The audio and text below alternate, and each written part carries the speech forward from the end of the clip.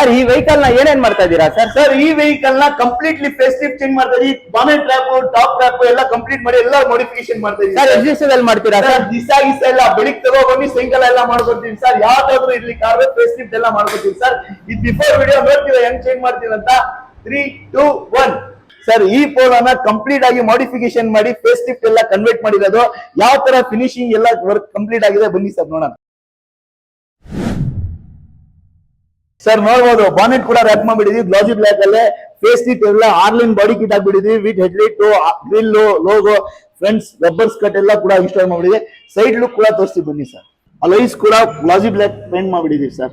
Sir Batman mirror cover ಕೂಡ install ಮಾಡ್ಬಿಟ್ಟಿದ್ವಿ sir. Back look ಕೂಡ ನೋಡ್ಬೋದು ನೀವು, top glossy black wrap ಮಾಡ್ಬಿಟ್ಟಿದ್ವಿ.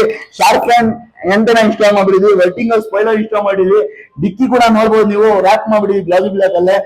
ಅಕ್ರಾಪಾಲಿಕ್ tip install ಮಾಡಿ, ಕಾರ್ಬನ್ ಫೈಬರ್